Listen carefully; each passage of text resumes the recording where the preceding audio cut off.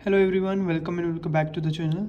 आज का हमारा टॉपिक है नेशनलिज्म इन यूरोप। ये सबसे इम्पोर्टेंट और सबसे बच्चों को डिफिकल्ट लगता है क्लास 10th हिस्ट्री का। सो हम ये चैप्टर आज करने वाले हैं। देखिए, मैं यहाँ पर इसे बुक से थोड़ा अलग पढ़ाऊंगा। बुक में टॉपिक नहीं है, मतलब बुक में जो टॉपिक्स हैं वो मिक्स अप कर दिए गए हैं, बट मैंने यहाँ पर इनको बिल्कुल अच्छे सीरीज में लगाकर मैं आपको यहाँ पर बताऊंगा। सो सबसे पहले हम करते हैं नेशनलिज्म होता क्या है। बुक के अंदर डायरेक्ट ये नहीं बताया गया, बट मैं फिर भी बता रहा हूँ। नेशनलिज्म क्या होती है? एक तरीके की फीलिंग होती है लव की और लॉयल्टी की अपने देश के लिए। जब एक व्यक्ति के अंदर ये फीलिंग आनी शुरू हो जाती है, ये मेरा देश है, मुझे इसके लिए काम करना है, मुझे अपने देश के लिए लड़ना है, मुझे अपने देश के लिए खड़ा होना है, इसकी यूनिटी, इसकी आइडेंटिटी और इसके इंटरेस्ट के लिए मुझे खड़ा होना है, मुझे इसके लिए काम करना है, वो होता है नेशनलिज्म। अब देखते हैं नेशनलिज्म आने से पहले यूरोप की कंडीशन कैसी थी, या हम ये कह सकते हैं नेशनलिज्म यूरोप के अंदर क्यों आया। 19th सेंचुरी से पहले जो यूरोप था वो अलग अलग किंग्स और किंगडम्स में डिवाइडेड था, यानी छोटे छोटे राज्यों में डिवाइडेड था, जिन्हें रूल करते थे एब्सोल्यूट मोनार्की, यानी जिन्हें राजा और रानी चलाया करते थे, और वो एक फ्यूडल सिस्टम को फॉलो किया करते थे। ये एक लैंड बेस्ड सिस्टम था, यानी जमीन के बेसिस पर आपको सोसाइटी के अंदर जगह मिलेगी। किंग, ये सारी जमीन इनके पास हुआ करती थी पेपर्स में, यानी जमीन इनके नाम थी और ये लॉज बनाया करते थे किंग्स। दूसरे थे नोबल्स, ये जो किंग्स की जमीन थी, ये उस जमीन को सबको कंट्रोल किया करते थे, ये आर्मीज को रखा करते थे, इनके पास आर्मीज हुआ करती थी और टैक्स भी कलेक्ट किया करते थे पीजेंट से। थर्ड थे कलरगी। कलरगी जो है रिलीजियस ग्रुप था, यानी जो चर्च पोप ये सब चीजें थी, ये सब कलरगी के अंदर आया करती थी। ये भी लैंड ओन किया करते थे, बट ये एजुकेशन को कंट्रोल किया करते थे। जितनी भी एजुकेशन है देश के अंदर, कौन एजुकेशन लेगा, किसको एजुकेशन मिलेगी, किस तरीके की एजुकेशन मिलेगी, ये सब ये कंट्रोल किया करते थे। थर्ड आती है पीजेंट्स, पुअर फार्मर्स। ये लेबर का काम किया करते थे, इन्हें टैक्स देना पड़ता था, इनके पास कोई अपनी ज़मीन नहीं हुआ करती थी, ये एज अ टेनेंट, यानी इन लोगों की ज़मीन को रेंट पर लेकर काम किया करते थे, और जो उससे पैसा आया करता था उससे ये बहुत ज़्यादा हैवी टैक्स इनको दिया करते थे। अब इनके पास कोई भी फ्रीडम नहीं थी, इनके पास कोई अपने राइट्स नहीं थे। फिर आती है 19th सेंचुरी के आसपास की बात, जब इंडस्ट्रियलाइजेशन बहुत ज़्यादा तेज़ी से बढ़ने लगा। तब इंडस्ट्रीज बढ़ने लगी, तो इंडस्ट्रीज के साथ साथ एक नई क्लास इमर्ज होना शुरू हुई, जिसे हम बोलते थे मिडिल क्लास। अभी मिडिल क्लास आई क्यों? क्योंकि इंडस्ट्रीज है, इंडस्ट्रीज में काम करने के लिए वर्कर चाहिए, वर्कर पढ़े लिखे होने चाहिए। अब ये जो अमीर लोग थे, ये अब इंडस्ट्रीज में काम तो करेंगे नहीं। अब ये गरीब लोग थे, ये पढ़े लिखे नहीं थे। सो इंडस्ट्रीज में काम करने के लिए कौन चाहिए? पढ़े लिखे आदमी। अब ये पढ़े लिखे आदमी ना तो ज्यादा अमीर थे ना ज्यादा गरीब थे, बट ये एजुकेटेड थे।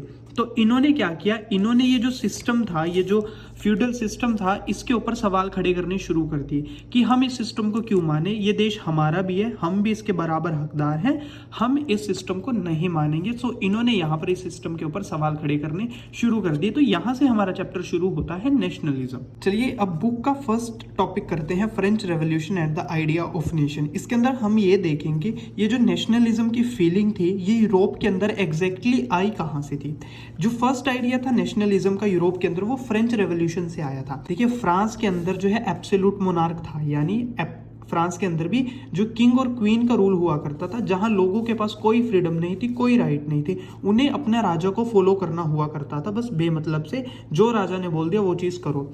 फिर वहां पर लोग क्या करते हैं? रेवोल्यूशन। रेवोल्यूशन का मतलब होता है चेंज लेकर आना। लोग वहां पर मिलते हैं, रिवोल्ट करते हैं, प्रोटेस्ट करते हैं और रेवोल्यूशन लेकर आते हैं। अब वो रेवोल्यूशन में क्या करते हैं? वो राजा से सारी पावर छीनकर अपने लोगों को दे देते हैं। एक तरीके से कह सकते हैं डेमोक्रेसी लेकर आ जाते हैं। एग्जैक्टली डेमोक्रेसी नहीं आई थी, बट उन्होंने राजा से पावर को छीनकर लोगों को दे दिया था। अब फ्रांस के अंदर रेवोल्यूशन आया। रेवोल्यूशन आने के लिए नेशनलिज्म की फीलिंग आनी जरूरी थी, देश के लिए प्यार आना जरूरी था। तो वहां के जो फ्रेंच रेवोल्यूशनरीज थे, उन्होंने क्या क्या काम किए ताकि लोगों के अंदर फीलिंग डेवलप हो। उन्होंने नेशनल सिंबल्स यूज करना शुरू कर दिए, जो हमारे देश में रेगुलरली यूज किए जाते हैं, उन्हें एज अ नेशनल सिंबल बनाना शुरू कर दिया। जैसे इंडिया के अंदर चरखा यूज किया गया था। ट्राई कलर कॉमन फ्लैग उन्होंने एक इंट्रोड्यूस किया, यानी 3 रंगों का एक फ्लैग यूज किया, जिसमें 3 अलग अलग कलर्स थे, जो अलग अलग चीजें दर्शाया करते थे, अलग अलग चीजें रिप्रेजेंट करते थे। तो वहां से लोगों को इमोशनली कनेक्ट करना शुरू किया। उन्होंने इक्वालिटी के आइडियाज दिए, जैसे ला पात्री ले सिटियोन। इनका मतलब क्या था? ये फादरलैंड है, यानी ये सबकी फादरलैंड है और सब इसके सिटीजन है। ये जमीन सबकी है और इस जमीन पर ये सब सिटीजन है, ये किसी राजा की जमीन नहीं है और हम किसी राजा के गुलाम नहीं हैं। ये देश हमारा है और हम इस देश के हैं। Equal measure and weight standards. पहले क्या हुआ था, अलग अलग राज्य हुआ करते थे, इसमें अलग तरीके से वेट मेजरमेंट था, इसमें अलग वेट मेजरमेंट था, इसके अंदर अलग वेट मेजरमेंट था। सो जो ट्रेडर्स से जो बिजनेसमैन थे उन्हें टैक्स बहुत ज़्यादा देना पड़ता था और यहाँ पर उन्हें बहुत ज़्यादा दिक्कत आया करती थी। तो उनको इकट्ठा करने के लिए इन्होंने इक्वल मेजरमेंट का ओपिनियन रखा। हमें जो है वो इक्वल मेजरिंग और एक वेट स्टैंडर्ड रखना है, यानी पूरे फ्रांस के अंदर हम एक ही तरीके से वेट्स को मेजर करेंगे। यूनिफॉर्म लॉ, यानी पूरे फ्रांस के अंदर एक तरीके के लॉज लेकर आएंगे। उन्होंने नेशनल एंथम बनाना शुरू कर दिया, लोगों को इमोशनली कनेक्ट करना शुरू कर दिया। न्यू हाइम्स यानी नए देशभक्ति के गाने इन्होंने बनाने शुरू कर दिए। स्टेट जर्नल इलेक्शन, ये एक तरीके की रिप्रेजेंटेटिव बॉडी थी, यानी इसके अंदर जो फ्यूडल सिस्टम के जो तीनों वो तबके थे, नोबल, क्लर्गी और पीजेंट्स, वो सब यहाँ पर इलेक्शन के थ्रू आया करते थे। सो उन्होंने वहां पर इलेक्शन करने शुरू कर दिए। रीजनल लैंग्वेजेस को कम कर कर उन्होंने फ्रेंच को जो है वो ऑफिशियल लैंग्वेज बना दिया नेशन की। तो ये कुछ ऐसी चीजें थी जो फ्रेंच रेवोल्यूशनरीज ने करी ताकि वो फ्रांस के लोगों को इकट्ठा लेकर आ सके। अब फ्रांस के अंदर तो रेवोल्यूशन आ चुका था, फ्रांस के अंदर जो है मोनार्की की पावर खत्म हो चुकी थी। अब जो फ्रेंच रेवोल्यूशनरीज थे ये क्या चाहते थे, ये पूरे यूरोप को लिबरेट करना चाहते थे, यानी पूरे यूरोप को आजाद करना चाहते थे। सो इन्होंने ये जो नेशनलिज्म का आइडिया है ये फ्रांस से दूसरी कंट्रीज में भी भेजना शुरू कर दिया, यानी आसपास के जो लोग हैं, आसपास की जो कंट्रीज हैं उनमें ये फैलाना शुरू कर दिया। अब ये किस किस तरीके से फैला, सबसे पहला क्या था, फ्रेंच आर्मीज। जो फ्रेंच रेवोल्यूशनरीज के टाइम पर उन्होंने रेवोल्यूशन किया था, फिर आर्मीज बनाई थी। सो वो आर्मीज जो है आसपास के कंट्रीज में जाने लगी और वहां पर नेशनलिज्म का आइडिया लोगों को बताने लगी। दूसरा क्या था, जैकोबिन क्लब। फ्रांस के अंदर लोगों ने जैकोबिन क्लब्स बनाए थे। वो क्या था, जैकोबिन क्लब एक तरीके के क्लब थे जहां पर लोग इकट्ठा होते थे, वो डेमोक्रेसी, लिबर्टी, फ्रीडम के बारे में डिस्कस करते थे, इनके बारे में स्टेप्स लेते थे, इनके बारे में मतलब इन चीज़ों के बारे में आइडियाज बनाया करते थे, हमें इन चीज़ों के ऊपर किस तरीके से काम करना है। तो आसपास के देशों में ये भी बनने स्टार्ट हो चुके थे। तो इस तरीके से क्या हुआ, नेशनलिज्म की फीलिंग आसपास के एरियाज में भी जाने शुरू हो गई। फिर आता है नेपोलियन बोनापार्ट। ये उस टाइम का जो फ्रांस था उसका मिलिट्री लीडर था, सबसे टॉप का मिलिट्री लीडर था। जब 1799 के अंदर फ्रांस जो है वो वीक होता जा रहा था, फ्रांस रिपब्लिक तो था बट मैंने बताया था ना आपको शुरू में भी, डेमोक्रेसी तो आ चुकी थी बट वो डेमोक्रेसी उतनी पावरफुल नहीं थी।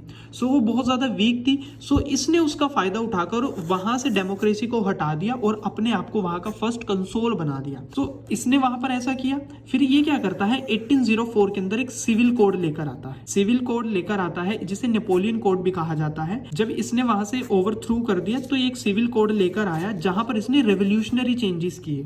इसने लोगों को प्रॉमिस किया भी मैं आपके साथ अच्छा करूंगा, मैं आपके लिए अच्छे चेंजेस लेकर आऊंगा, और इसने किया भी। सबसे पहला क्या किया था, बर्थ बेस्ड जो प्रिविलेजेस हैं, यानी जो अगर कोई आप पीजेंट की फैमिली में आपका बर्थ हुआ है तो आपको उसी तरीके से ट्रीट किया जाएगा। अगर आपका नोबल में जन्म हुआ है तो आपको नोबेलिटी की तरह से ट्रीट किया जाएगा, वो खत्म कर दिया। सबके लिए इक्वल लॉज बनाए, सबको प्रॉपर्टी के राइट दिए गए, जो फ्यूडल सिस्टम था उसे खत्म किया। स्टैंडर्ड मेजरमेंट, पूरे फ्रांस के अंदर इक्वल तरीके के मेजरमेंट्स लेकर आए गए। यूनिफॉर्म लॉज इन ऑल, हर जगह इक्वल लॉ होगा। जो सर्फडम सिस्टम था उसे खत्म कर दिया। सर्फडम सिस्टम एक फ्री लेबर सिस्टम था जो पीजेंट्स को, बड़े बड़े अपर क्लास को देना होता था, ये वो खत्म कर दिया। जो ट्रेड बैरियर्स थे, यानी जो वो ट्रेड के ऊपर टैक्स कलेक्ट किया जाता था, वो खत्म कर दिया। ट्रांसपोर्ट और कम्युनिकेशन इसने बहुत इंप्रूव किया। इसने कॉमन करेंसी कर दी। पहले अलग अलग स्टेट्स की अलग अलग करेंसी हुआ करती थी, तो इसने एक ही करेंसी बना दी। अब नेपोलियन अच्छे आइडियाज दे रहा था लोगों को, जिसके कारण, जिसके झांसे में अच्छे आइडियाज देकर वो उनके ऊपर कैप्चर करता जा रहा था, यानी ज्यादा से ज्यादा एरिया जो है वो अपने अंडर करता जा रहा था, और लोगों को लग रहा था जो नेपोलियन है हमारे लिए अच्छा करेगा। स्टार्टिंग में जो है लोग फ्रेंच आर्मी से बहुत ज्यादा खुश थे, क्योंकि फ्रेंच आर्मी उन्हें नेशनलिज्म के बारे में बता रही थी, अच्छे आइडियाज दे रही थी। बट बाद में नेपोलियन ने क्या किया, उनसे उनकी पॉलिटिकल फ्रीडम छीन ली। उसने सिविल कोड में अच्छी चीजें तो की, बट साथ ही साथ हैंड इन हैंड, यानी साथ ही साथ उसने कुछ बुरे काम भी कर दिए। एक तो उनसे पॉलिटिकल फ्रीडम छीन ली, और दूसरा क्या है, उनके ऊपर हैवी टैक्सेस लगा दिए, सेंसरशिप लगा दी। सेंसरशिप का मतलब क्या है, कोई उसके बारे में गलत नहीं बोल सकता था। और दूसरा क्या है, वो आर्मी के अंदर फोर्सफुली रिक्रूटमेंट कर रहा था, लोगों को जबरदस्ती भर्ती कर रहा था। क्यों? क्योंकि उसने पूरे यूरोप के ऊपर कब्जा करना था। अब कोड लेकर आया था वो 1804 में, और 1804 में कोड आने के बाद ही उसने अपने आप को एब्सोल्यूट एम्परर डिक्लेयर कर दिया था फ्रांस का, यानी अब मैं एक लौता शासक हूँ फ्रांस का, अब पूरे फ्रांस के ऊपर मैं राज करूंगा। अब यहाँ पर लोग इससे दुखी हो गए। क्यों? पहले फ्रांस के अंदर मोनार्की थी, लोग उससे अनहैप्पी थे। फिर बाद में लोगों ने डेमोक्रेसी देखी, फ्रीडम देखी, लिबर्टी देखी, लोगों ने आज़ादी को महसूस किया, उन्होंने वो टेस्ट कर चुके थे नेशनलिज्म। अब वो दोबारा से जो है नेपोलियन के अंडर नहीं काम करना चाहता। अब ये जो नेपोलियन था ये आसपास की कंट्रीज में कैप्चर करता जा रहा था। सो नेपोलियन एक फॉरेनर था। सो कोई भी व्यक्ति नहीं चाहता था कोई बाहर का व्यक्ति हमारे ऊपर आकर क्या करे, कब्जा करे, हमारे ऊपर राज करे। सो तब वहां भी नेशनलिज्म की फीलिंग और ज्यादा तेजी से डेवलप होना शुरू हुई। सो यहाँ पर हमने 3 मेजर डिस्कस करे नेशनलिज्म की फीलिंग कैसे हुई। सबसे पहला था फ्रेंच रेवोल्यूशन से, फ्रेंच आर्मीज ने की। दूसरा क्या था, जैकोबिन क्लब से हुई। तीसरी क्या है, नेपोलियन खुद भी रिस्पॉन्सिबल था लोगों के अंदर नेशनलिज्म की फीलिंग जागने के लिए। सबसे पहले तो उन्होंने लोगों को फ्रीडम के बारे में बताया, अच्छे अच्छे कोड लेकर आया। फिर क्या हुआ, एकदम से उनकी सारी आज़ादी छीन ली उनसे। सो तब यहाँ लोगों को लगा भी ये हमारे साथ वही करने वाला है जो पहले हुआ करता था। सो यहाँ पर लोग और ज़्यादा जो है नेशनलिज्म को लेकर ज़्यादा कनेक्ट होना शुरू हो गए। अब पीछे हमने ये पढ़ा नेशनलिज्म का जो आइडिया है वो यूरोप के अंदर कैसे आया था। अब देखते हैं वो नेशनलिज्म जो है वो यूरोप के अंदर बढ़ना कैसे शुरू हुआ। आइडिया वहां से आया था, अब देखते हैं वो बनना कैसे शुरू हुआ। मिड 18th सेंचुरी में यूरोप के अंदर कोई भी नेशन स्टेट नहीं थी, यानी कोई भी देश नहीं था। अलग अलग राजा थे और उनकी अलग अलग टेरिटरीज हुआ करती थी। कोई किंगडम था, कोई डच थी, कोई कैंटोनमेंट, यानी सबका अपना अपना एरिया था। और उन एरिया के अंदर अलग अलग तरीके के लोग रहा करते थे। वो अपने राजा को फॉलो किया करते थे। उनको कुछ नहीं पता था हमारा देश क्या है, हमारा अपना भी कोई देश हो सकता है, उसे हम भी चला सकते हैं। उन्हें यह था बस किंग को फॉलो करो। अब कलेक्टिव बिलोंगिंग उनके अंदर नहीं थी। अब कलेक्टिव बिलोंगिंग उनके अंदर क्यों नहीं थी, ये एक एग्जांपल से समझते हैं। Habsburg empire. देखिए हब्सबर्ग एक यूरोप के अंदर एक एम्पायर था जिसके अंदर अलग अलग रीजन्स थे और अलग अलग लोग उनके अंदर रहा करते थे जो अलग अलग लैंग्वेज और अलग अलग कल्चर को फॉलो करते थे। अब अलग अलग तरीके के लोग थे। अब प्रॉब्लम यहाँ पर क्या आती है, उनके अंदर कोई भी कॉमन आइडेंटिटी नहीं थी, यानी वो अपने आप को एक दूसरे के साथ नहीं जोड़ सकते थे। अब अगर हम एक दूसरे के साथ नहीं जोड़ सकते तो हम जुड़कर एक देश कैसे बना सकते हैं, तो कोई कॉम्बिनेशन पॉसिबल ही नहीं था। सो यहाँ पर कलेक्टिव बिलोंगिंग कैसे डेवलप हुई, क्योंकि यहाँ पर कलेक्टिव बिलोंगिंग नहीं थी और नेशनलिज्म के लिए कलेक्टिव बिलोंगिंग चाहिए। तो वो कलेक्टिव बिलोंगिंग कैसे आई उन लोगों के बीच में, वो हमें पता चलेगा जब हम यूरोप की सोसाइटी को स्टडी करेंगे। अब ये आता है हमारा अगला topic, the aristocracy and the new middle class. ये क्या थी, ये यूरोप की सोसाइटीज थी। एरिस्टोक्रेसी क्या थी, ये एलाइट यानी अमीर ग्रुप हुआ करते थे। इनके पास बहुत बड़े बड़े घर और जमीन हुआ करती थी। ये डोमिनेंट क्लास थी, जो हमने पढ़ा था ना किंग, नोबल और क्लर्की, ये वो थे। ये बेसिकली फ्रेंच बोलते थे और ये बहुत कम थे, माइनॉरिटी में थे क्योंकि रिच क्लास थी। और ये अगेंस्ट थे किसके, नेशन स्टेट बनाने के, क्योंकि अगर नेशनलिज्म आएगा तो इनके हाथ से ऑटोमेटिकली पावर चली जाएगी। सो ये नहीं चाहते थे वो आए। अब ये थे एरिस्टोक्रेट्स। अब दूसरा बहुत बड़ा पार्ट सोसाइटी का था पीजेंट क्लास। ये पुअर क्लास हुआ करती थी, ये फार्म्स में काम किया करते थे और ये बहुत ज़्यादा पॉपुलेशन में थे। अब 19th सेंचुरी में मैंने बताया था इंडस्ट्रियलाइजेशन बहुत तेज़ी से बढ़ने लगा, वर्कर्स की ज़रूरत पड़ने लगी, इंडस्ट्रीज बहुत ज़्यादा आने लगी। सो यहाँ से आते हैं न्यू मिडिल क्लास। ये बिजनेसमैन, वर्कर और इंडस्ट्रियलिस्ट हुआ करते थे। ये पढ़े लिखे हुआ करते थे। सो इन्हें अपने अधिकारों के बारे में पता था। सो इन्होंने क्या किया, जो पुअर पीजेंट्स थे, जो लोग थे, उनको अवेयर करना शुरू कर दिया भी जो आप है, आपके साथ एक्सप्लॉयटेशन, आपका बहुत ज़्यादा आपके साथ बहुत ज़्यादा बुरा व्यवहार किया जा रहा है। और इन्होंने डिमांड की लिबर्टी की, यानी हमें आज़ादी चाहिए। सो मिडिल क्लास ने किस चीज़ की डिमांड करी थी, लिबर्टी की। सो इन्होंने यहाँ पर लोगों को अवेयर किया आपके साथ बहुत बुरा किया जा रहा है और आपको अपनी लिबर्टी, आपको अपनी आज़ादी के लिए डिमांड करनी होगी। अब है हमारा अगला topic, how did liberal nationalism stands for. अब हम यहाँ पर लिबर्टी को डिटेल में देखेंगे। देखिए जो लिबरलिज्म है वो लैटिन वर्ड से आया है लिबर, जिसका मतलब होता है फ्री, यानी फ्रीडम। अब ये फ्रीडम किसको चाहिए थी, मिडिल क्लास को। मिडिल क्लास कैसी फ्रीडम चाहता था, वो चाहता था इक्वालिटी बिफोर लॉ, यानी लॉ के आगे सब बराबर होने चाहिए। ऐसा नहीं है क्लर्की सबसे ऊपर आएगा, पीजेंट्स को कोई नहीं पूछेगा, हम बीच में आएंगे, सब इक्वल होने चाहिए। गवर्नमेंट बाय कंसेंट, वो चाहते थे गवर्नमेंट जो है वो हमारे कंसेंट से बने, हमारी मर्जी से बने, लोगों की मर्जी से बने, यानी डेमोक्रेसी। और जो लिबरलिज्म की डिमांड करता है उसे बोलते हैं लिबरल। अब ये जो लिबरल थे, ये जो मिडिल क्लास थी, ये किस किस तरीके की फ्रीडम मांग रही थी। पहली थी पर्सनल, यानी हमें हमारे राइट्स मिले, हमें इक्वालिटी मिले, हमें फ्रीडम मिले। दूसरा क्या है, पॉलिटिकल, यानी ये चाहते थे डेमोक्रेसी आए, मोनार्की खत्म हो, एंड ऑफ एरिस्टोक्रेसी, ये जो फ्यूडल सिस्टम था, सबसे ऊपर हाई क्लास फिर लो क्लास, ये खत्म की जाए, पार्लियामेंट बनाया जाए। इकोनॉमिक फ्रीडम मांगते थे, मार्केट्स को फ्री किया जाए। पहले क्या हुआ था, राजा के कंट्रोल में सारा मार्केट आया करता था। Abolition of state restriction on goods and services, यानी जो स्टेट, एक राजा टैक्स इंपोज करता था गुड्स एंड सर्विसेज पे। अगर आपको एक स्टेट से दूसरी स्टेट में सामान बेचने के लिए जाना था तो बीच में आपको टैक्स देना पड़ता था, ये चाहते थे वो खत्म हो। सो यहाँ पर जो है ये इस तरीके की डिमांड यहाँ पर कर रहे थे।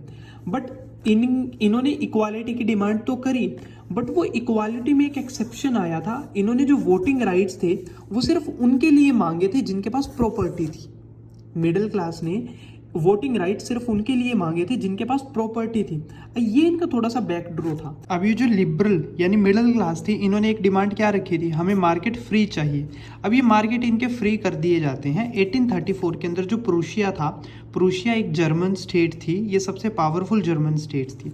अब क्या था, देखिए 1834 की सिस्टम समझते हैं। जर्मनी के अंदर टोटल 39 स्टेट्स थी, सबकी अपनी करेंसी थी, सबका अपना टैक्स सिस्टम था, सबके अपने अलग अलग मेजरमेंट्स थे। सो जो एक मर्चेंट है, जब उसे एक जगह से दूसरी जगह जाना होता था, फॉर एग्जाम्पल अब ये देखिए, जब किसी को हमबर्ग से नमबर्ग तक जाना होता था तो उसे बीच में 11 बैरियर क्रॉस करने पड़ते थे, यानी 11 अलग अलग स्टेट्स के बैरियर क्रॉस करने पड़ते थे, और हर एक के ऊपर 5% टैक्स देना होता था। Total 55% tax. अब आप देखिए इसमें उसका टाइम और मनी कितना ज़्यादा खराब होगा। तो इसका सॉल्यूशन लेकर आता है प्रूशिया। प्रूशिया क्या करता है, एक कस्टम यूनियन बनाता है 1834 के अंदर, यानी बाकी स्टेट्स के साथ मिलकर एक यूनियन, एक संगठन बनाता है जिसे बोलते थे ज़ोल्वरीन। अब इस ज़ोल्वरीन के अंदर क्या था, ये सारे इंटरनल बैरियर्स, यानी जैसे 39 स्टेट्स थी, अब ये 39 स्टेट्स मान लो ऐसे ही थी, अलग अलग 39 स्टेट्स। सो जब आप यहाँ से इन 39 स्टेट्स के अंदर ही, जर्मन फेडरेशन के अंदर ही एक स्टेट से दूसरी स्टेट्स में जाओगे तो आपको कोई भी टैक्स नहीं देना पड़ेगा, आपको कोई भी बैरियर नहीं मिलेगा। और दूसरा क्या, इन्होंने स्टैंडर्ड सिस्टम कर दिया था, यानी पूरी जितनी भी 39 जर्मन स्टेट्स थी सबके अंदर एक ही तरीके के मेजरमेंट को फॉलो किया जाएगा। मेड ट्रेड ईजियर, इन्होंने ट्रांसपोर्टेशन सिस्टम अच्छा बनाया था, कम्युनिकेशन सिस्टम अच्छा बनाया था, जिससे जो ट्रेड था वो और ज़्यादा आसान हो चुका था ट्रेडर्स के लिए। एक और चेंज इन्होंने बहुत अच्छा क्या किया था, पहले 39 स्टेट्स थी, सबकी अपनी अपनी करेंसी थी, उसको चेंज कर इन्होंने सिर्फ 2 करेंसी कर दिया। अब ट्रेडर्स के लिए जो है एक्सचेंज करना बहुत ज़्यादा आसान हो जाएगा, उन्हें हर स्टेट में अलग अलग करेंसी नहीं खरीदनी पड़ेगी। सो ये था ज़ोल्वरीन, इसके अंदर जो है कुछ चेंजेस लेकर आए थे। अब वापस आते हैं नेपोलियन के अंदर। हमने देखा नेपोलियन ने 1804 के अंदर अपने आप को एब्सोल्यूट एम्परर डिक्लेयर कर दिया था, किसका, फ्रांस का। जो फ्रांस के लोग हैं वो ये चीज़ नहीं चाहते थे, वो चाहते थे जो पावर है वो लोगों के पास आए, डेमोक्रेसी में आई। तो इस तरीके से नेपोलियन ने किया, लोग उसके अगेंस्ट थे। सो फिर आता है 1815 में होती है बैटल ऑफ वाटरलू, जिसमें एक साइड नेपोलियन बोनापार्ट था, दूसरी साइड प्रैप कंट्रीज थी, प्रशिया, रशिया, ऑस्ट्रिया और ब्रिटेन। ये सब कंट्री नेपोलियन के अगेंस्ट थी। क्यों? क्योंकि नेपोलियन क्या चाहता था, नेपोलियन पूरे यूरोप के ऊपर कंट्रोल चाहता था। अब ये कंट्रीज ऐसा होने नहीं देना चाहती थी। सो इनकी नेपोलियन के साथ लड़ाई होती है, ये जीत जाती है और नेपोलियन हार जाता है। अब आती है हमारे पास अगला टॉपिक, न्यू कंजर्वेटिज्म आफ्टर 1815। अब देखिए कंजर्वेटिज्म क्या होता है। कंजर्वेटिज्म का मतलब होता है जब हम पुरानी चीज़ों को कंजर्व करते हैं, यानी पुरानी आइडियोलॉजी को जो है वापस लेकर आना चाहते हैं। अब यहाँ पर ये राजा ये जीत गए थे, अब ये लोग क्या चाहते थे, कंजर्वेटिज्म। देखिए समझते हैं, यूरोपियन कंट्रीज जो है वो जीत चुकी थी, अब वो क्या चाहते थे, कंजर्वेटिज्म, यानी पुरानी चीज़ों को वापस। और पुरानी चीज़ क्या थी, मोनार्की, वो राजा रानी का रूल वापस लाना चाहते थे, वो चर्च की पावर को वापस लाना चाहते थे, सोशल हायरार्की को वापस लेकर आना चाहते थे, प्रॉपर्टी जो थी वो अपने पास वापस लेना चाहते थे। सो ये थी वो चीज़ें, इन्हें बोलते हैं कंजर्वेटिज्म। ये कंजर्वेटिव्स थे, यानी पुरानी चीज़ों को बचाकर रखने वाले लोग थे। सो ये इस आइडियोलॉजी को वापस लेकर आना चाहते थे, इसे ही बोलते हैं द कंजर्वेटिज्म। अब पहले हमने दूसरी आइडियोलॉजी समझी, लिबरलिज्म, जो लिबरल्स थे यानी मिडिल क्लास, वो आज़ादी चाहते थे, ये कंजर्वेटिज्म ये पुरानी चीज़ चाहते थे। अब क्या होगा, कंजर्वेटिज्म के और लिबरलिज्म के बीच में लड़ाई होगी, और जब लड़ाई होती है तो उससे क्या आता है, एक रिजल्ट, रेवोल्यूशन का रिजल्ट, वो हम आगे पढ़ेंगे। अब सबसे पहले ये समझते हैं 1815 के बाद वो पुराना सिस्टम लेकर आना चाहते थे, बट उन्हें पता था अगर हम पुराना सिस्टम एग्जैक्ट वापस ले आए तो ये क्या करेंगे, जो रेवोल्यूशनरीज हैं ये हमसे कभी ना कभी पावर वापस छीन लेंगे। तो वो क्या करते हैं, वो मॉडर्न चेंजेस करते हैं ताकि ये जो रेवोल्यूशनरीज हैं, जो लिबरल्स हैं, ये उनसे पावर ना छीने। वो क्या करते हैं, स्ट्रॉन्ग आर्मी बनाते हैं, इफिशिएंट ब्यूरोक्रेसी यानी ऑफिसर्स अच्छे लेकर आते हैं, अपनी इकोनॉमी को स्ट्रॉन्ग करते हैं और फ्यूडल सिस्टम को खत्म कर देते हैं। उन्होंने शुरू में ये चीज देखी थी, जो रेवोल्यूशनरीज थी वो सबसे ज्यादा अगेंस्ट फ्यूडल सिस्टम के थे, सो उन्होंने फ्यूडल सिस्टम को खत्म कर दिया था। अब इन सब चेंजेस को अच्छे से इंप्लीमेंट करने के लिए वो क्या करते हैं, जितने भी प्रेब लीडर्स थे, प्रशिया, रशिया, ऑस्ट्रिया और ब्रिटेन के जो लीडर्स थे, वो मीटिंग करते हैं वीना के अंदर। वीना एक सिटी का नाम है, वो इस सिटी के अंदर, वीना के अंदर मीटिंग करते हैं, और इस मीटिंग के अंदर वो एक क्या करते हैं, ट्रीटी ऑफ वीना। ट्रीटी का मतलब होता है एग्रीमेंट। सो एग्रीमेंट हुआ था वीना के अंदर इन प्रेब कंट्रीज के आपस में, और इसके अंदर वो कुछ चेंजेस लेकर आते हैं। अब वो चेंजेस क्या थे, सबसे पहला चेंज ये था भी हम जो मोनार्की हैं उसे वापस लेकर आएंगे। इन्होंने सबसे बड़ा डिसीजन ये लिया था, हम मोनार्की को वापस लेकर आएंगे। और दूसरा क्या किया था, भी जितने भी चेंजेस नेपोलियन ने किए थे, जो भी नेपोलियन ने बदल दिया था यूरोप के अंदर, वो सारी चीज़ें हम हटा देंगे। उसने जितने भी नेपोलियन कोड लेकर आया था, उसने जितने भी देशों के ऊपर कब्जा कर लिया था, वो सारी चीज़ें हम हटा देंगे। दूसरा क्या है, सेटलमेंट ऑफ यूरोप, यानी जो यूरोप की कंट्रीज थी, जो यूरोप का नक्शा नेपोलियन ने बिगाड़ दिया था, उस नक्शे को वो सुधारेंगे। अब देखते हैं रिस्टोरेशन ऑफ मोनार्की में उन्होंने क्या किया था, जो बर्बन किंग था, बर्बन डायनेस्टी, इसको जो है नेपोलियन ने हटा दिया था, सो उन्होंने इसको वापस लेकर आया। दूसरा क्या था, फ्रांस के चेंजेस। फ्रांस ने क्या किया था, फ्रांस किसका था, नेपोलियन का। सो नेपोलियन ने जितने भी दूसरी कंट्रीज के ऊपर कब्जा किया हुआ था, वो सारी उसके हाथ से चली जाएंगी, उसे छोड़नी पड़ेंगी। फिर अगला क्या था, सेटलमेंट ऑफ यूरोप, यानी यूरोप का जो नक्शा है वो दोबारा से बनाएंगे। अब वो ने किस तरीके से बनाया था, उन्होंने जो है बफर स्टेट्स बनाई थी फ्रांस के आसपास। बफर स्टेट्स क्या होती है, एक तरीके से आप ये मान सकते हो, ये प्रोटेक्शन के लिए होती हैं। प्रोटेक्शन वाली स्टेट फ्रांस के आसपास बनाई थी, ताकि फ्रांस फ्यूचर में दोबारा से किसी के ऊपर वॉर कर कर हमला ना कर दे। अब ये किस तरीके से बनाया था, ये मान लीजिए बीच में फ्रांस है, फ्रांस के नॉर्थ में बनाई थी नीदरलैंड प्लस बेल्जियम। नीदरलैंड और बेल्जियम को मिक्स कर कर यूनाइटेड किंगडम ऑफ नीदरलैंड बना दिया था इसके नॉर्थ में। साउथ में क्या बना दिया था, जिनोवा के अंदर ऐड कर दिया था पीडमोंट, ये इटली की स्टेट्स थी। इन दोनों को ऐड कर कर एक अलग यहां पर बना दिया था। अब इन्होंने ईस्ट में क्या बनाया था, रशिया को पोलैंड दे दिया था, सो यहां पर ये एक स्टेट बना दी थी। वेस्ट में ऑस्ट्रिया और जो नॉर्थ इटली है उसे मिक्स कर कर इन्होंने एक स्टेट बना दी थी। सो ये फ्रांस के अराउंड इन्होंने स्टेट्स, पावरफुल स्टेट्स बना दी थी, ताकि फ्रांस जो है वो फ्यूचर में किसी के ऊपर हमला ना कर सके। अब यहाँ पर जर्मनी की बात करते हैं, क्योंकि यहाँ पर हमने जर्मनी की बात नहीं करी थी। जर्मनी की जो 39 स्टेट्स थी ना, उनको मिक्स कर कर एक जर्मन फेडरेशन बना दिया था, यानी 39 स्टेट्स को मिक्स कर दिया था। तो उसे उन्होंने चेंज नहीं किया। ये जो प्रेब कंट्रीज थी, इन्होंने कहा जर्मनी ऐसे ही रहेगा, सो जर्मनी को जो है उन्होंने ऐसा ही रखा। अब यहाँ पर देखते हैं, कंजर्वेटिज्म आ चुके थे, कंजर्वेटिज्म की जीत हो चुकी थी, जो लिबरल थे वो हार चुके थे। कंजर्वेटिज्म कौन थे, राजा पुराने वाले, अब ये जीत चुके थे। अब इन्होंने वही सेंसरशिप इम्पोज कर दी, जो है लोगों को राइट्स नहीं दिए, फ्रीडम नहीं दिए। और ये जो थे, इन्हें फ्रीडम चाहिए थी, इन्हें सेंसरशिप नहीं चाहिए थे। सेंसरशिप का मतलब क्या होता है, जब आप किसी के अगेंस्ट कुछ गलत नहीं बोल सकते, उन्हें क्रिटिसाइज नहीं कर सकते। अब ये चीज़ चाहते थे, ये देना नहीं चाहते थे। अब क्या होगा, दोनों के बीच में लड़ाई होगी, और जब लड़ाई होगी तब क्या होगा, रेवोल्यूशन, चेंजेस आएंगे। अब वो चेंजेस पढ़ेंगे हम आगे। अब कंजर्वेटिज्म और लिबरल्स के बीच में लड़ाई चल रही थी, और लड़ाई से उनके नतीजे क्या आए थे, रेवोल्यूशन, चेंजेस। अब मोनार्क वापस आ चुका था। अब जो रेवोल्यूशनरीज थे, यानी जो चेंज चाहते, जो डेमोक्रेसी चाहते थे, उनके पास कोई भी राइट नहीं था, और उनके साथ बुरा व्यवहार किया जा रहा था। लिबरल्स के साथ। तो लिबरल्स को क्या हुआ, अंडरग्राउंड होना पड़ा, यानी लोगों की सरकार की नज़रों के सामने से वो चले गए, तो वो अंडरग्राउंड होकर सीक्रेट सोसाइटीज़ फॉर्म करने लगे। अब इन्होंने सीक्रेट सोसाइटीज़ बनाई। अब सीक्रेट सोसाइटी के क्या एजेंडा थे, सबसे पहला ये था रेवोल्यूशन के जो आइडियाज़ हैं, डेमोक्रेसी का, फ्रीडम का, इक्वालिटी का, ये जो आइडियाज़ हैं ये लोगों के बीच में स्प्रेड करना। और दूसरा क्या है, मोनार्क सिस्टम को रिमूव करना। अब ये सीक्रेट सोसाइटी का काम था। और तीसरा क्या था, क्रिएशन ऑफ नेशन स्टेट। ये सीक्रेट सोसाइटी के जो लोग थे ये नेशन स्टेट बनाना चाहते थे, यानी इंडिपेंडेंट कंट्री। नेशन स्टेट का मतलब है इंडिपेंडेंट कंट्री वो बनाना चाहते थे। अब यहाँ आता है एक इंपॉर्टेंट पर्सन जो थे जोसेफी मैज़ीनी। ये एक इटालियन रेवोल्यूशनरी थे। इनका जन्म 1804 जिनोवा के अंदर हुआ था। अब ये क्या चाहते थे, ये भी रेवोल्यूशन चाहते थे, ये भी चाहते थे चेंज आए। सो ये क्या करते हैं, लिंगुरई एक स्टेट थी इटली के अंदर, अब आज ये इटली में मिक्स है। तो ये क्या करते हैं, रेवोल्यूशन कर देते हैं इटली के अंदर।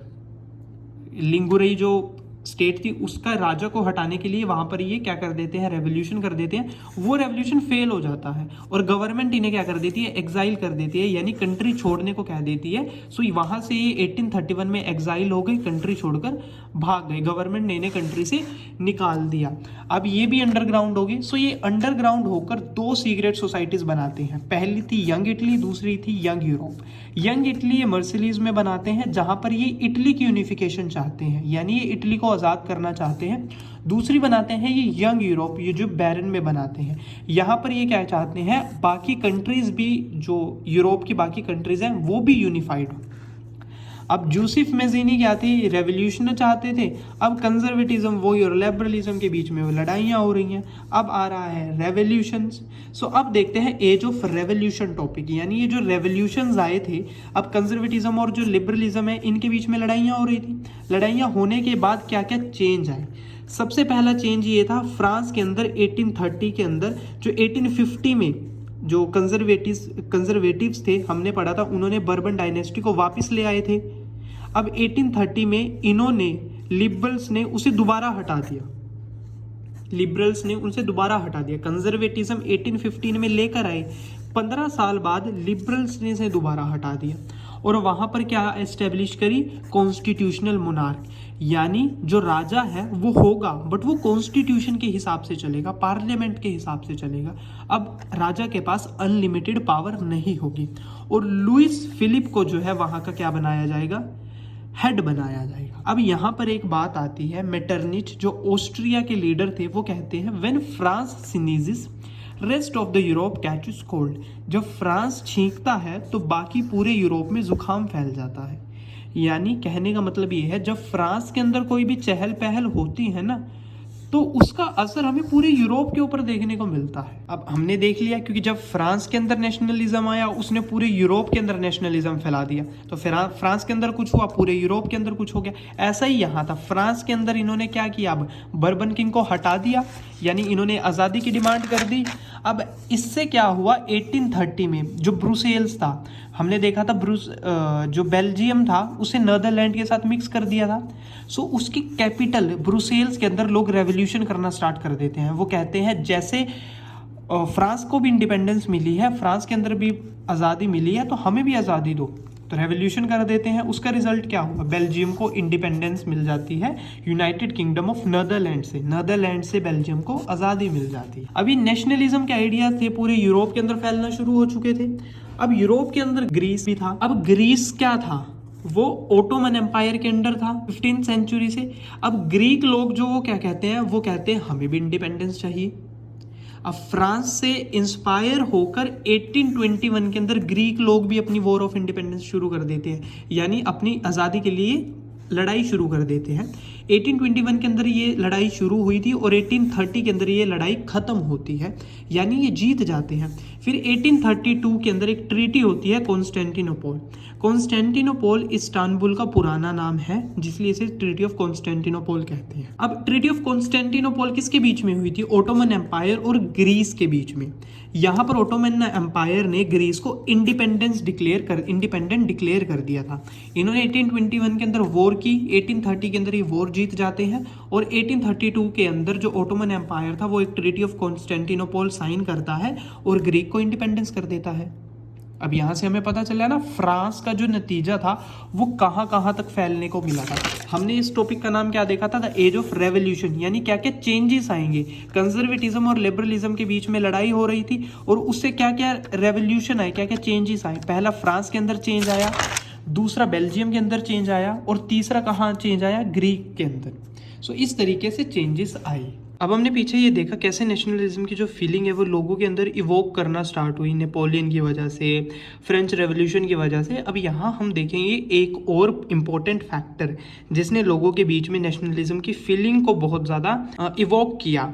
वो क्या था, ये कहते हैं भी नेशनलिज्म की जो फीलिंग है वो सिर्फ लड़ाइयों से और झगड़ों से नहीं लोगों के अंदर बनाई जा सकती, वो कल्चर से भी बनाई जा सकती है। कल्चर से कैसे, अगर हम अपने कल्चर को यूज़ कर कर उसके ऊपर सॉन्ग्स बनाएं, उसके ऊपर देशभक्ति के गाने बनाएं, कहानियाँ बनाएं, तो उससे क्या होगा, लोगों के इमोशंस इवोक होंगे अपने नेशन के लिए, वो इमोशनली कनेक्ट करना शुरू करेंगे। इसको आसानी से यहाँ पर समझिए, अगर कोई भी आप इस टाइम पर अपने इंडिया का कोई भी नेशनल गाना सुन ले या कोई भी ऐसा गाना सुन ले जो हमारे देशभक्ति पर हो, तो आपको गूज बम्स आ जाएंगे, आप प्राउड फील करोगे। तो इस तरीके से वहाँ पर गाने बनाए गए, स्टोरीज बनाई गई, ताकि लोगों के अंदर जो नेशनल फीलिंग है वो इवोक होना शुरू हो। उसे ही बोलते हैं रोमांटिसिज्म, यानी रोमांस। एक तरीके से आप ये समझ सकते हो अपने देश के साथ रोमांस करना, उसे बोलते हैं रोमांटिसिज्म, यानी developing feeling for nation. Nation के लिए फीलिंग डेवलप करना, पोएम, स्टोरी, लैंग्वेज और कल्चर का यूज कर कर। नेपोलियन ने, फ्रेंच रेवोल्यूशन ने हमारे अंदर लोगों के अंदर नेशनलिज्म की फीलिंग कैसे इवोक करी थी, वॉर और फाइट्स के थ्रू। बट यहाँ पर किस तरीके से की जा रही है, पोएम, स्टोरी और लैंग्वेज को यूज़ कर कर। इसका एग्जांपल आप ये समझिए, जो पोलैंड था उसको रशिया ने कैप्चर कर लिया था। हमने पढ़ा था जब वो प्रैब कंट्रीज हुई थी, उन्होंने कंजर्वेटिज्म लेकर आई थी। सो पोलैंड के अंदर लोगों ने क्या किया, उनकी जो पुलिश लैंग्वेज थी उसमें बहुत सारे सॉन्ग्स बनाने शुरू कर दिए, स्टोरीज बनानी शुरू कर दी लोगों के अंदर। अगर वो अपनी लैंग्वेज को वहाँ पर छोड़ देते सो उनकी लैंग्वेज खत्म हो जाती और रशिया उनके ऊपर कैप्चर करता रहता और रशिया की डोमिनेंस बनी रहती। सो उन लोगों ने अंदर ही अंदर क्या किया, अपनी लैंग्वेज को बढ़ाते चले गए स्टोरीज के थ्रू, सॉन्ग्स के थ्रू, और लोगों के अंदर कॉमन फीलिंग जो थी उसे जिंदा रखा कि पोलैंड जो है वो हमारी धरती है और पोलिश हमारी लैंग्वेज है, हमें इसके लिए लड़ना है। तो यहाँ पर जो है रोमांटिसिज्म के थ्रू वहाँ पर एक फीलिंग डेवलप की गई। अब आगे देखते हैं कुछ और रीजंस जिनके कारण जो यूरोप के अंदर जो नेशनलिज्म है वो बहुत तेजी से फैला। अगला टॉपिक है hunger, hardship and popular revolts. यानी हंगर भी एक इंपॉर्टेंट फैक्टर था नेशनलिज्म लेकर आने के बीच में। हार्डशिप, बहुत सारी दिक्कत आई, तब भी नेशनलिज्म बहुत ज़्यादा डेवलप हुआ। बहुत सारे रिवोल्ट हुए जिसके अंदर नेशनलिज्म जो है बहुत ज़्यादा तरीके से, मतलब रिवोल्ट्स की वजह से भी नेशनलिज्म फैला। कैसा, 1830 के अंदर हमने देखा रिवोल्ट्स बहुत ज़्यादा बढ़ते जा रहे थे, पॉपुलेशन बहुत ज़्यादा बढ़ती जा रही थी। अगर पॉपुलेशन बढ़ रही है तो फूड की डिमांड भी बढ़ेगी और अनएम्प्लॉयमेंट भी बढ़ेगी। सो इससे क्या हुआ, क्राइसिस आए, यानी बहुत ज़्यादा दिक्कतें आना शुरू हुई। और साथ ही क्रॉप फेलियर हो चुकी थी। अगर क्रॉप फेलियर हो चुकी है तो फूड की शॉर्टेज पड़ जाएगी, तो फूड की कमी पड़ने लगी। अब अगर क्रॉप फेल हो चुकी थी तो इसका मतलब क्या है, जो पीजेंट है उनके पास पैसा कम आएगा क्योंकि उनकी फसल कम हुई है। बट जो लैंडलॉर्ड्स थे उन्होंने टैक्स तो बहुत ज़्यादा किया हुआ था और हार्वेस्ट कम हुई थी, जिसके कारण जो पीजेंट्स थे, जो किसान थे, उन्हें बहुत ज़्यादा दिक्कत आई, मुश्किल आई। अब यहाँ पर भी उन्हें प्रॉब्लम आई। सो यहाँ पर वो क्या करते हैं, रिवोल्ट करते हैं, रिवोल्ट करना स्टार्ट कर देते हैं, प्रोटेस्ट करना स्टार्ट कर देते हैं, वॉयलेंस, भड़क जाते हैं, वो गुस्से में आ जाते हैं। सो वहाँ के जो लुइस फिलिप थे, जिन्हें राजा बनाया गया था, किंग बनाया गया था, कॉन्स्टिट्यूशनल मोनार्क, वो वहाँ से उड़कर भाग जाते हैं, यानी छोड़कर भाग जाते हैं। फिर वहाँ पर एक नई गवर्नमेंट बनाई जाती है जो कि थी रिपब्लिक गवर्नमेंट। अब रिपब्लिक कैसे बनी, नेशनलिज्म से। अब यहाँ पर वही बात करी हमने, नेशनलिज्म की फीलिंग कैसे आई। अब रिवोल्ट ने भी बहुत ज़्यादा इंपॉर्टेंट रोल प्ले किया नेशनलिज्म की फीलिंग डेवलप करने में। अब नेशनलिज्म की फीलिंग आकर वहाँ पर रिपब्लिक बन गया, यानी डेमोक्रेसी आ गई। अब वहाँ पर क्या क्या चेंजेस किए गए, अब चेंजेस कुछ इस प्रकार थे, जितने भी 21 से ऊपर एज के जो मेल्स थे उन सबको क्या कर दिया गया, उन सबको वोटिंग राइट दे दिए गए। और दूसरा क्या है, काम करने का अधिकार दे दिया गया, क्योंकि गरीबी बहुत आ चुकी थी। सो वहाँ पर नेशनल वर्कशॉप ओपन करी गई जिसके अंदर लोगों को सरकार एम्प्लॉयमेंट प्रोवाइड करेगी। सो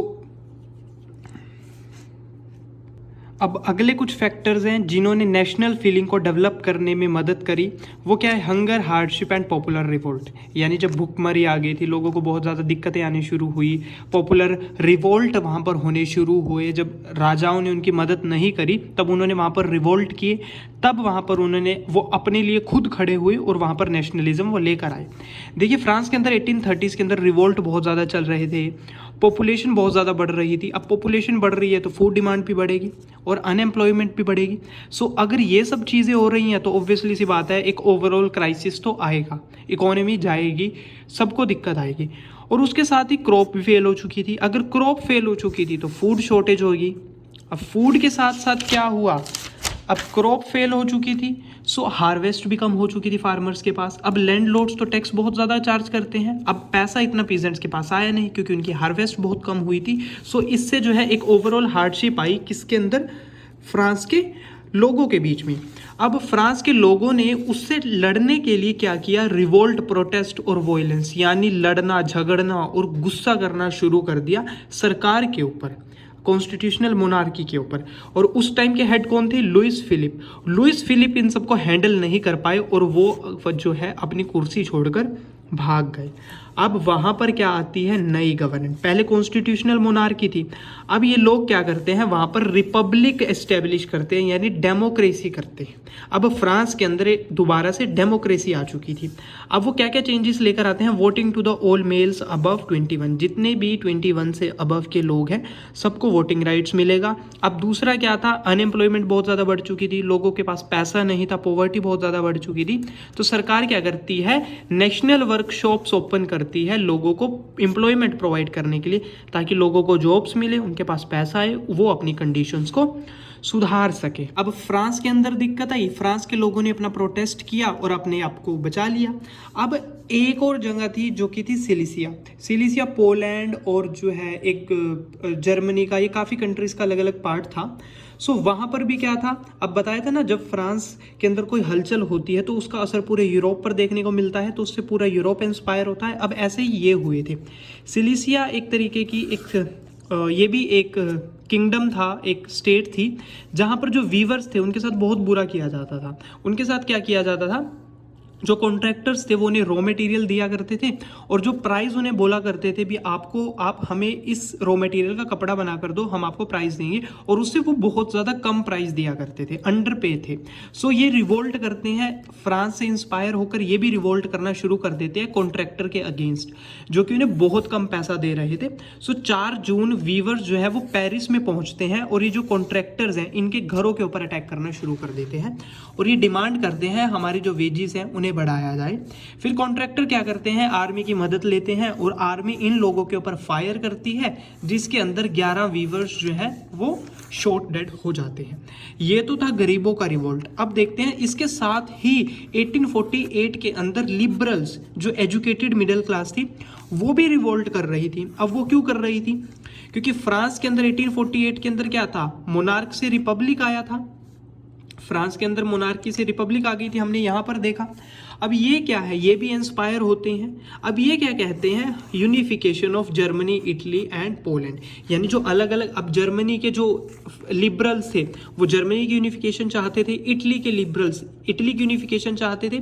सो ये क्या करते हैं? ये भी डिमांड करते हैं अपने अपने देश में भी, हमारे देश में भी यूनिफिकेशन लेकर आई जाए, हमें भी फ्रीडम दी जाए, हमें भी पार्लियामेंट सिस्टम बनाना है जैसे फ्रांस में हुआ है। तो अब यहाँ पर क्या होता है? अब जर्मन मिडिल क्लास की बात करते हैं।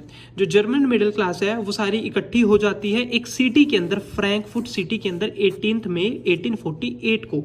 वहाँ पर वो इकट्ठे होकर क्या करती हैं? अपनी ही गवर्नमेंट के इलेक्शन करना शुरू कर देती हैं। अपने खुद इलेक्शन किए और वहाँ पर 831 रिप्रेजेंटेटिव यानी मिनिस्टर्स को इलेक्ट किया और उसे एक पार्लियामेंट बना ली। खुद ही, किसी राजा से नहीं पूछा, किसी मोनार्क से नहीं पूछा, कुछ नहीं, इन्होंने खुद आए, खुद ही ये सारा काम करने लग गए, एक पार्लियामेंट बना ली। उसे नाम दिया गया फ्रैंकफर्ट पार्लियामेंट और उसके अंदर इन्होंने अडॉप्ट किया कॉन्स्टिट्यूशनल मोनार्की, यानी हमारा जो राजा है वो कॉन्स्टिट्यूशन के हिसाब से चलेगा। इन्होंने ये बना लिया, राजा से पूछा नहीं। ये बनूकर राजा के पास गए कि राजा जी, हमने पिछला सारा काम जो है वो खुद कर लिया है, बस आपको अब कुर्सी संभालनी है। उस टाइम के जो राजा थे वो फ्रीडरिच विलियम 4th थे उनको ऑफर करते हैं, जो प्रूशिया के किंग थे। मैंने बताया प्रूशिया जो वो थी वो सबसे पावरफुल स्टेट थी किसकी, जर्मनी की। सो ये उसके पास जाते हैं और उनको बोलते हैं भी आप पूरी जर्मनी की कमान संभालो। वो क्या कर देते हैं, रिजेक्ट। वो कहते हैं मैं नहीं करूंगा क्योंकि मैं कंजर्वेटिव हूँ, मुझे तो एब्सोल्यूट मोनार्क चाहिए। और कॉन्स्टिट्यूशनल मोनार्की के अंदर राजा के पास पावर नहीं होती, राजा को कॉन्स्टिट्यूशन के हिसाब से चलना है। ये कहता है मैं अपने हिसाब से चलूंगा। सो ये यहाँ पर रिजेक्ट कर देते हैं। सो इनके फ्रैंकफर्ट पार्लियामेंट की तो ऐसी तैसी हो जाती है। पहला झटका इन्हें लगता है जब राजा जो है वो क्या करता है, मना कर देता है मैं तुम्हारी गद्दी नहीं संभालूंगा। दूसरा झटका इन्हें तब लगता है क्योंकि जो मिडिल क्लास थी उन्होंने जो कॉन्स्टिट्यूशन, जो पार्लियामेंट बनाया था उसमें पुअर पेजेंट्स जो थे और जो विमेन्स थी उनको इग्नोर किया था। इन्होंने अपनी बातें ज्यादा रखी थी, गरीबों का इग्नोर किया था, जिसके कारण गरीबों की सपोर्ट भी इन्हें नहीं मिली, जिसके कारण जो ये फ्रैंकफर्ट पार्लियामेंट थी ये फेल हो चुकी। फ्रैंकफर्ट जो पार्लियामेंट थी वो फेल हो चुकी थी। इसके बाद जो कंजर्वेटिव्स थे, यानी जो ये मोनार्की वापस चाहते, मैं आपको बार बार ये चीज़ें बता रहा हूँ, कंजर्वेटिव्स वो होते हैं जो मोनार्की को वापस चाहते हैं, यानी राजा रानी का रूल वापस लाना चाहते हैं। और लिबरल्स वो होते हैं जो मिडिल क्लास होती है, जो डेमोक्रेसी चाहती है। आई बात समझ। अब कंजर्वेटिव क्या करते हैं, एक चीज़ को ऑब्जर्व करते हैं। उन्होंने सोचा हम लिबरल्स की बात नहीं मान रहे, लिबरल्स हमारी नहीं मान रहे, वो रिवोल्ट करते हैं, हम फिर उन्हें दबा देते हैं, वो फिर रिवोल्ट करते हैं, फिर हम उन्हें दबा देते हैं। तो इस तरीके से तो लूप चलता ही रहेगा, ये तो कभी ख़त्म ही नहीं होगा। सो मोनार्क सोचता है चलो हम ही थोड़ी सी उनकी बात मान लेते हैं। वो कुछ चेंजेस लेकर आते हैं यूरोप के अंदर। वो कहते हैं चलो हम कुछ चेंजेस कर लेते हैं, क्या आप लिबरल्स मान जाएं। सो वो चेंजेस क्या करते हैं, सबसे पहला एंड ऑफ सर्फडम सिस्टम, यानी जो फ्री लेबर सिस्टम था वो खत्म करते हैं। End of bonded labours. Bonded labours क्या होती हैं, जो लेबरर्स थे वो अपने मालिक को बिना पूछे काम नहीं छोड़ सकते थे, उनको उनकी परमिशन लेनी होती थी काम को छोड़ने के लिए।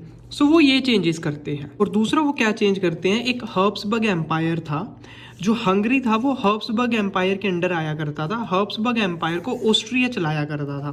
अब ये जो हंगरी आज के टाइम पर ये एक इंडिपेंडेंट कंट्री है, यहाँ के लोग भी इंडिपेंडेंस मांग रहे थे। सो ये हर्ब्सबर्ग एम्पायर क्या करता है, ये कहता है हंगरी तेरे को कंट्रोल मैं ही करूंगा, बट मैं तेरे को ऑटोनोमस इंटरनल पावर दे देता हूँ 1816 में, यानी तू अपने अंदर के डिसीजन खुद ले सकती है, बट ओवरऑल तेरे को मैं ही रूल करूंगा। ठीक है ना। फॉर एग्जाम्पल किसी ने आपको बोल दिया आपका घर मेरे कंट्रोल में रहेगा, आपका घर जो है वो मेरे नाम पर रहेगा, बट आप अपने घर के अंदर जो मर्जी करो। ठीक है, ऐसा सिस्टम इन्होंने कर दिया था। तो इन्होंने ये चेंजेस लेकर आए ताकि इन्होंने सोचा कि अब तो ये जो लिबरल्स हैं थोड़े बहुत कम दब जाएं। अब आता है हमारा अगला topic, the making of Germany. देखिए जर्मनी यूनिफिकेशन, यानी जर्मनी एक अकेली कंट्री बनने से पहले 39 अलग अलग स्टेट्स थी, जिसे जर्मन कन्फेडरेशन कहा करते थे। मिडिल क्लास ने बहुत बार ट्राई किया भी जर्मनी को यूनाइट करें, वो पर बार बार वो फेल हुए थे। एग्जाम्पल उन्होंने एक फ्रैंकफर्ट पार्लियामेंट बनाई थी 1848 में, वो भी फेल हो चुकी थी। तो इस तरीके से उन्होंने बहुत बार चाहा जो जर्मनी है वो एक यूनाइट हो जाए, बट नहीं हुई। उसके बाद फ्रैंकफर्ट पार्लियामेंट जब फेल हो गई थी तब प्रूशिया को जो है उसकी कमान दे दी थी भी, अब प्रूशिया जो है वो जर्मन कन्फेडरेशन को संभालेगा। फिर प्रूशिया का 1862 के अंदर जो चीफ मिनिस्टर है वो बनते हैं ओटोमन बिस्मार्क। इसीलिए कहते हैं ओटोमन बिस्मार्क बहुत इंपॉर्टेंट रोल प्ले किया था जर्मनी की यूनिफिकेशन में। अब जो ये चीफ मिनिस्टर थे ओटोमन बिस्मार्क जो 1862 में बने थे, ये भी जर्मनी की यूनिफिकेशन चाहते थे। सो जिस यूनिफिकेशन को पूरा करने के लिए वो 7 साल के अंदर 3 लड़ाइयां करते हैं। अब वो 3 किन किन से करते हैं, ऑस्ट्रिया, डेनमार्क और फ्रांस से। इन सब से वो प्रूशिया की आर्मी के साथ जो है इनसे लड़ाइयां करते हैं, क्योंकि ये जो कंट्रीज थी ये जर्मनी को इंडिपेंडेंट नहीं होना देना चाहती थी, ये नहीं चाहती थी जर्मनी एक इंडिपेंडेंट कंट्री बने। तो इनके साथ जो है प्रूशिया अपनी आर्मी के साथ इनसे लड़ाई करता है और जीत जाता है, जिसके बाद वो अपनी यूनिफिकेशन को 1871 के अंदर कंप्लीट करते हैं। देखिए 1841 के अंदर जर्मन की पार्लियामेंट हार चुकी थी, फिर उसके बाद प्रूशिया को उसके हेड बना दिया गया था। फिर 1862 में जो प्रूशिया का चीफ मिनिस्टर था ओटोमन बिस्मार्क, वो भी चाहता था जर्मनी की यूनिफिकेशन हो। फिर वो क्या करते हैं, 7 साल तक 3 लड़ाइयाँ करते हैं और वो लड़ाई जीत जाते हैं। फिर 1871 के अंदर वो जर्मनी की यूनिफिकेशन कंप्लीट करते हैं और जनवरी 1871 में जो प्रूशिया के किंग थे उस टाइम, केसर विलियम I, उनको जर्मन का एम्पायर बना दिया जाता है। और वो एम्पायर बनाने की जो सेरेमनी थी, वो फंक्शन था, वो hall of mirrors palace of Versailles, ये फ्रांस के अंदर थी, वहाँ पर करते हैं। सो इस तरीके से जो जर्मनी था वो यूनिफाइड हुआ था। अब देखते हैं इटली की यूनिफिकेशन। यूनिफिकेशन से पहले इटली जो है 7 अलग अलग स्टेट्स में डिवाइडेड था। 7 में से सिर्फ एक स्टेट को इटालियन रूल किया करते थे, प्रिंस। बाकी सबको कभी कोई कर रहा था, कभी कोई कर रहा था। जैसे नॉर्थ में ऑस्ट्रियन हब्सबर्ग एम्पायर करता था, सेंटर में पोप किया करते थे और साउथ में बर्बन किंग ऑफ स्पेन किया करते थे। सिर्फ एक पार्ट जो है वो इटली का इटालियन लोगों के पास था। अब यहाँ पर आते हैं जोसेफ मैज़ीनी, जिन्होंने यंग इटली बनाई थी, सीक्रेट सोसाइटी। वो यूनिफिकेशन चाहते थे इटली की, जिसके कारण उन्होंने एक यंग सोसाइटी बनाई थी, एक सीक्रेट सोसाइटी बनाई थी यंग इटली के नाम से। अब तक उन्होंने जो है 2 रेवोल्यूशंस किए, 1831 के अंदर और 1848 के अंदर, इस सीक्रेट सोसाइटी की मदद से। और वो दोनों रेवोल्यूशन जो है वो हार चुके थे, यानी फेल हो चुके थे। फिर देखिए जो किंग विक्टर इमैनुअल थे, जो कि रूलर थे सार्डिनिया पीडमोंट के, ये भी एक इटालियन स्टेट थी। ये भी चाहते थे इटली एक इंडिपेंडेंट कंट्री बने। तो ये क्या करते हैं, ये कहते हैं कि हमने रेवोल्यूशंस तो बहुत कर कर देख लिए, अब सिर्फ वॉर बची है। लड़ाई की मदद से ही इटली को यूनिफाई कर सकते हैं। अब जो इटली के चीफ मिनिस्टर थे उस टाइम पर, वो कैवियर थे। वो क्या करते हैं, अपनी डिप्लोमेसी यानी अपनी बातचीत की मदद से फ्रांस को अपने साथ लाते हैं और ऑस्ट्रिया के ऊपर हमला कर देते हैं 1859 में। यानी इटालियन और फ्रांस मिलकर ऑस्ट्रिया के ऊपर हमला करते हैं। ऑस्ट्रिया ने उनका नॉर्थ पार्ट कैप्चर किया हुआ था इटली का, तो वो क्या करते हैं, नॉर्थ जो पार्ट है उसको वहां से छुटा लेते हैं। अब इटालियन के पास क्या था, नॉर्थ पार्ट आ चुका था। अब 1816 में क्या करते हैं, जोसेफ गरिबाल्डी जो थे, जो एक मिलिट्री लीडर थे, वो अपनी रेड शर्ट आर्मी के साथ साउथ इटली में जाते हैं और वहां वहां पर अटैक करते हैं और साउथ इटली को भी अपना हिस्सा बना लेते हैं। तो इस तरीके से 1861 के अंदर इटली को भी यूनिफाई कर दिया गया और जो विक्टर इमैनुअल सेकंड थे उन्हें इटली का किंग बना दिया गया। तो उन्होंने क्या किया, 1688 में अपनी पार्लियामेंट बना ली थी और मोनार्की को वहां से हटा दिया था, मोनार्की को रिमूव कर दिया था। अब मोनार्की को इन्होंने रिमूव कर दिया। अब इंग्लिश लोग थे इंग्लैंड के, इनके पास बहुत ज़्यादा पावर थी, तो ये क्या करते हैं, एक एक्ट ऑफ यूनियन बनाते हैं 1707 के अंदर। इन्होंने जो है स्कॉटिश के साथ एक एग्रीमेंट किया था कि चलो हम और तुम मिलकर एक देश बनाते हैं। तो इन्होंने एक्ट ऑफ यूनियन के तहत वो देश बना लिया, जिसे यूनाइटेड किंगडम ऑफ ब्रिटेन कहा जाता है। अब इंग्लिश लोग थे, बहुत ज़्यादा पावरफुल थे, ये क्या करने लगे, अपनी डोमिनेंस बनाने लगे स्कॉटलैंड के ऊपर, स्कॉटिश लोगों के ऊपर, उन्हें दबाने लगे। उनको बोलने लगे आपको अपनी गैलिक लैंग्वेज नहीं बोलनी, आपको अपनी नेशनल ड्रेस नहीं पहननी, आपको अपना कुछ नहीं करना, आपको हमारे हिसाब से चलना होगा। तो यहाँ उन्होंने स्कॉटलैंड को अपने अंदर कर लिया। ऐसे ही आयरिश लोगों के साथ उन्होंने किया। जो आयरलैंड था वो 2 पार्ट में डिवाइडेड था, कैथोलिक और प्रोटेस्टेंट। कैथोलिक वो लोग थे जो चर्च की पावर को मानते थे और प्रोटेस्टेंट वो थे जो चर्च को नहीं मानते थे। अब ये जो इंग्लिश लोग थे ये प्रोटेस्टेंट थे, ये इन्हें सपोर्ट किया करते थे। ये क्या करते थे, डोमिनेंस ओवर कैथोलिक्स, ये इनको सपोर्ट करते थे कि आप जो है कैथोलिक्स के ऊपर डोमिनेंस बनाकर रखो। अब कैथोलिक इस चीज़ को पसंद नहीं करते थे। वो 1798 के अंदर क्या करते हैं, रिवोल्ट करते हैं और चाहते हैं हमारा जो आयरलैंड है वो इंडिपेंडेंट हो जाए। ठीक है, रिवोल्ट करते हैं, बट ये क्या थे, ये पावरफुल नहीं थे, ये हार जाते हैं। अब हार गए तो आयरलैंड को जो इंग्लिश लोग थे वो फोर्सफुली अपना पार्ट बना लेते हैं, तब बनता है यूनाइटेड किंगडम। इंग्लैंड, स्कॉटलैंड और आयरलैंड को मिलकर बोलते हैं यूनाइटेड किंगडम। अगर आपको अब भी समझ आए तो अच्छा है। इंग्लैंड अलग था जो कि सिर्फ इंग्लिश लोगों का था। ब्रिटेन की जब बात होती है तो इंग्लैंड प्लस स्कॉटलैंड की बात होगी। जब यूके की बात होगी तो इंग्लैंड, स्कॉटलैंड और आयरलैंड की बात होगी। तो इस तरीके से यूनिफिकेशन ऑफ ब्रिटेन हुई थी।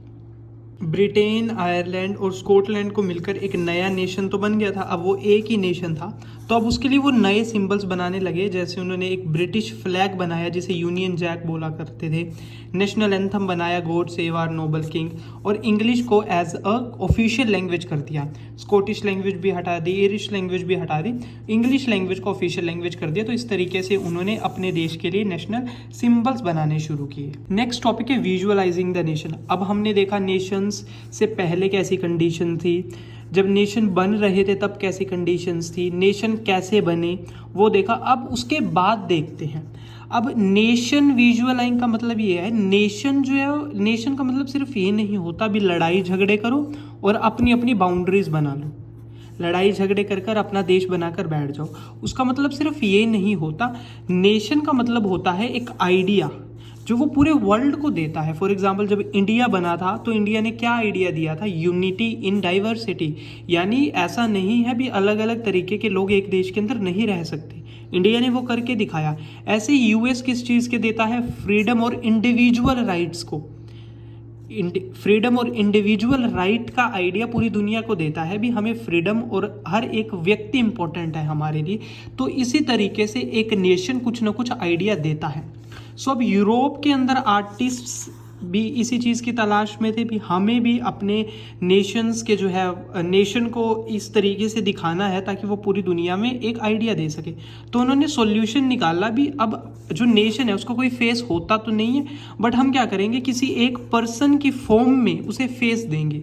हम किसी इंसान का फेस उसे देंगे जो कि असली में तो एग्जिस्ट नहीं करता, बट हम उसे एक फेस देंगे। जैसे हमारे इंडिया का है भारत माता, तो इसी तरीके से उन्होंने एक फीमेल फिगर को चूज करते हैं जिसे एलिगोरी बोलते हैं। वो एक इमेजिनरी इमेज होती है, यानी असली में नहीं होती, वो सिर्फ हमारे दिमाग में होती है। ठीक है। अब फ्रांस के लोगों ने क्या बनाया? फ्रांस के लोगों ने भी एक विमेन रिप्रेजेंटेटिव, एक विमेन फिगर को चूज किया जिसे मिरीना बोलते हैं। ठीक है। वो फ्रांस की एलिगरी थी। अब वो क्या क्या चीज़ें रिप्रेजेंट करती थी? रेड कैप उसने पहनी हुई थी जो फ्रीडम को रिप्रेजेंट करती थी। ट्राई कलर का तिरंगा वो हाथ में लेकर खड़ी थी जो हमारे नेशन को दिखाती थी भी ये हमारा नेशन है। एक कोकेड हाथ में लेकर खड़ी थी, वो चेंज को रिप्रेजेंट करता। तो इस तरीके से हर एक जो फिगर है वो एक नेशन को रिप्रेजेंट करता है। अभी ये जो उन्होंने ये मेरीना जो थी, इसे अलग अलग प्लेसेस पर, कोइंस पर, पेपर्स पर, हर जगह वो उसे छापने लगे ताकि लोगों के बीच में जो है ये फीलिंग रहे ये हमारा नेशन है। लोगों के बीच में वो नेशनलिज्म की फीलिंग जगी रहे। ऐसे ही जर्मन ने अपनी एलिगरी भी विमेन को बनाई जिसे जर्मेनिया बोलते हैं। अब उसके हाथ में क्या था? एक ब्रोकन चेन थी जो फ्रीडम को रिप्रेजेंट करती थी, आज़ादी को। ब्रेस्ट प्लेट, उसकी छाती के ऊपर एक प्लेट लगी हुई थी जो जर्मन एम्पायर की स्ट्रेंथ भी, जर्मन जो एम्पायर है वो बहुत ज़्यादा मजबूत है, उसे रिप्रेजेंट करती थी। क्राउन ऑफ ओक लीव, उसके सर पर ओक जो लीव थे उसका ताज रखा हुआ, तो वो हीरोइज्म को रिप्रेजेंट करता था।